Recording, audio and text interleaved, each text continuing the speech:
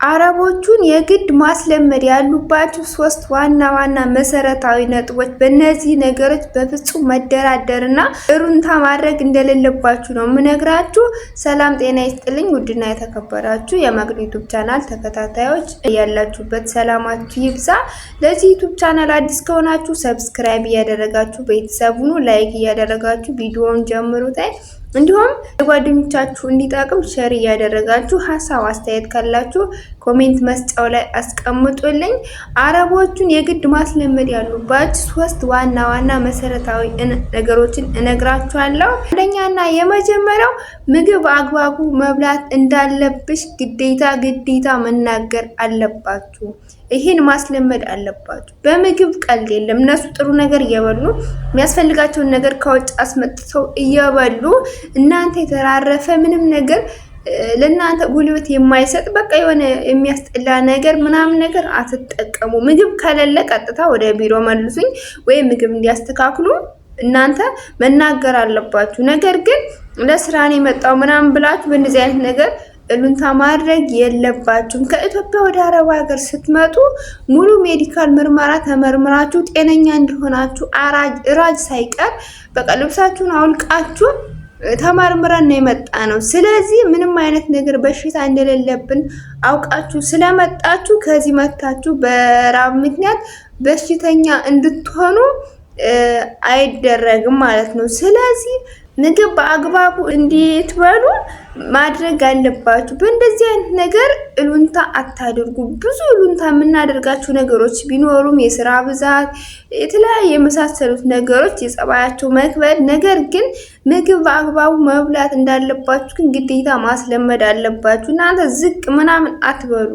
እነሱን ዝም ካላችኋቸው በቃ ከራሳችሁ ነው የሚወጡት። ስለዚህ የግድ ማስለመድ አለባችሁ። በሁለተኛ ደረጃ የእረፍት ጊዜ እንዲኖራችሁ የግድ ማስለመድ አለባችሁ። ለምንድን ነው የእረፍት ጊዜ?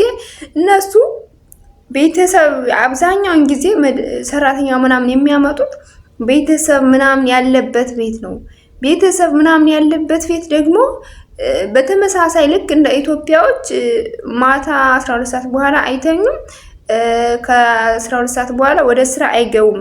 እነሱ ምን ሰዓት እንደሚተኙና ምን ሰዓት እንደሚሰሩ አታውቋቸውም። ስለዚህ ግማሾች ሲተኙ ግማሾች ይነቃሉ። የነቁት ሲያዟችሁ፣ የተኙት ደግሞ እንደታዘዛችሁ ሆኖ ስለማያስቡ እናንተ ደግሞ ምን ማድረግ አለባችሁ?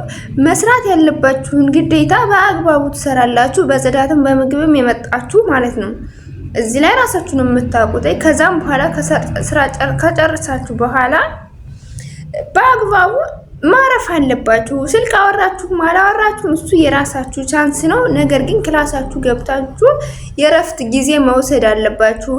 ብዛት ሰዓት ካላችሁ በአግባቡ መተኛት እንኳን ባይቀር ገብታችሁ ቁጭ ማለት አለባችሁ። ኪችንም ሊሆን ይችላል፣ ክላሳችሁ ቦታ ላይም ሊሆን ይችላል። ነገር ግን የግድ ማረፍ እንዳለባችሁ መናገር አለባችሁ። 24 ሰዓት ቀጥ ብላችሁ ቦታ አትስጧቸው። እነሱ እንደ ማሽን ብትሽከረከሩ የምትበላሹ የሚደክማችሁ ምናምን አይመስላችሁም። አንዳንዴ እንኳን ማሽን ወይም ይሞቃል ተብሎ የሆነ ነገር ብቻ እንዲያፍ ይደረጋል። ነገር ግን እናንተ ደግሞ በተለይ ደግሞ ከማሽንና ከሰው የሚበልጠውን ራሳችሁ ታውቃላችሁ። ስለዚህ 24 ሰዓት ሰው በሄደ ቁጥር 24 ሰዓት ስራ አትስሩ። 24 ሰዓት የመስራት ግዴታ የለባችሁም። እነሱ ስለማይነግሯችሁ ነው እንጂ አረቦቹ ማለት ነው የማረፊያ ሰዓት ጊዜ አላችሁ። ካረፋችሁ ነገር ግን ማታርፉ ከሆነ ቀጥ ብላችሁ የምትሉ ሰዎች ከሆናችሁ እነሱ እናቃልቃችሁ በቃ ማረፍ አለባችሁ። የተደፋ ውሃ እንኳን ቀን አታድርጉ። በእውነት እነሱን እንክንክ ካላችኋቸው ጭንቅላታችሁ ላይ ነው የሚወጡት። የሚደክማችሁ የምትረበሹ በቃ የሆነ ነገር አይመስላችሁም። በቃ ሁሌም የማይደክም የማይበላሽ ማሽን ነገር ነው አድርጎ የሚያስቧችሁ። ስለዚህ የግድ ማረፍ እንዳለባችሁ፣ የእረፍት ጊዜ መውሰድ እንዳለባችሁ ማስለመድ አለባችሁ። በሶስተኛ ደረጃ ያስቀመጡለት በጣም ወሳኝ ነው። ደሞዛችሁ በአግባቡ እንዲከፈላችሁ ማድረግ አለባችሁ። 30 ቀን ስትጠገረሩ ኑራችሁ 30 ቀን ስትጠገረሩ እየዋላችሁ ደከመኝ ዛሬ እኮ ስራ በዛ ምናምን ብላችሁ አንድ ቀን እንኳን ፊታችሁን ሳታጠቁሩት 30ኛው ቀን ወይም 30 ቀን ባለፈ በኋላ ደሞዛችሁን ለመቀበል አትፍሩ። የግድ ግዴታ ማስለመድ አለባችሁ። 2 ወር 3 ወር 4 ወር እያለ ከሄደ በኋላ ጭራሽ ሞሩ ሊያጠፋፍባችሁ ይችላል። ነገር ግን አለፈ ቆየ ከተባለ 3 እና 4 ቀን ከዛው ጫለፈ መቆየት መበላሸት ነው። ሁለተኛ ደግሞ ለአረቦቹ ብር አታበድሩ። እናንተ ምን አይነት ደሞዝተኛ ሆናችሁ ነው ለነሱ ብር የምታበድሩት? በቃ ልኬዋለሁ በሏቸው። በእጃችሁ የሚሰጧችሁ ምናምን ከሆነ ልኬዋለሁ ማለት አለባችሁ። የሆነ ነገር ገዝቼበታለሁ ማለት አለባችሁ። ምንም አይነት ጥሩ መዳሞች ቢሆኑ እኮ ሊያጠፋፉ ይችላሉ። ስለዚህ የግድ ማስለመድ ያለባችሁ ደሞዛችሁ በአግባቡ እንዲከፈላችሁ ማድረግ አለባችሁ። ዝም ማለት የለባችሁም። ብዙዎቻችሁ እህቶች በጣም የምትገርሙኝ። እኔ እፈራታለሁ። እንዴት ነው የምነግራት? ደሞዜን ስጪ ለማለት እኮ ያስፈራል ምናምን ትላላችሁ። እንግዳ በዝቶ ስራ በዝቶ እሷ ፈርታለች ወይ እሷ አፍራለች አትስሪ ምናምን ብላሽ ታውቃለች። ስለዚህ የግድ መናገር አለባችሁ። እነሱ አውቀው የማይሰጧችሁ ከሆነ የግድ መናገር አለባችሁ። ዝም አትበሉ። በእውነት ከመረኝ ነው። እንዴት ነው ደሞዙን ለመቀበል የሚታፈረው? በእርግጥ ሊከብድ ይችላል።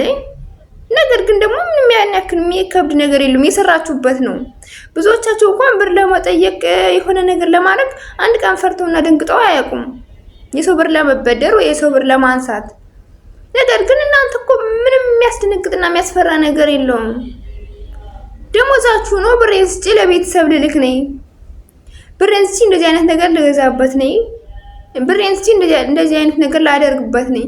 ምንም ነገር አደርጋችሁበትም ደሞዜን ስጪ ማለት እንዴት ነው? ምን የሚከብድ ነገር አለው? በቃ ደሞዜን ስጪ ማለት አለባችሁ። የግድ ማስለመድ አለባችሁ። እነዚህ 3 ነገሮች ምግብ ማብላቱ በአግባቡ መብላት እንዳለባችሁ፣ የረፍት ሰዓት እንደሚኖራችሁ ማወቅ አለባችሁ። ደሞዛችሁን በአግባቡ መከፈል አለበት። ምንም ያክል እንኳን ነገር ስራ ቢበዛ ምናምን ችግር ቢኖር እነሱ እኮ ስላላቸው ነው እናንተን ያመጧቸው እንጂ እናንተ የምትገቡበት አታችሁ የሆነ ነገር አታችሁ ወይ አይደለም ወደ እነዛ ቤት ሄዳችሁ። እነሱ ፈልገዋችሁ ደሞዛችሁን ሊከፍሏችሁ የሚያስፈልጋችሁን ነገር ምንም እንደናትና እንደራሳችሁ ቤት ባይሞላ በሚችሉት አቅም ሊያሟሉላችሁ ነው እናንተን ወደዛ ቤት ያስመጧችሁ ወይም ያመጧችሁ። ስለዚህ የግድ እነዚህ 3 ነገሮች ማሟላት አለባችሁ። ከኢትዮጵያ ወደ አረብ ሀገር ስትመጡ ሙሉ ሜዲካል ምርመራ ተመርምራችሁ ነው እኮ የመጣችሁት። ስለዚህ የግድ እነዚህን 3 መሰረታዊ ዋና ነገሮች ግዴታ ማስለመድ አለባችሁ።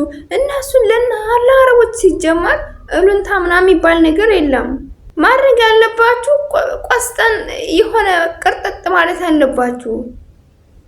ደሞዛችሁን 3 4 ወር 5 ወር 6 ወር እስኪሞላ ዝም ማለት ምንድን ነው? በቀን አንዲት ጭልፋ ያልሞላ ሩዝ ነጭ ሩዝ እየበላችሁ ዝም ማለት ምንድን ነው? ይሄ ግዴታ ቋንቋ ማወቅ አለማወቅ ምንም ያገናኘው ነገር የለም።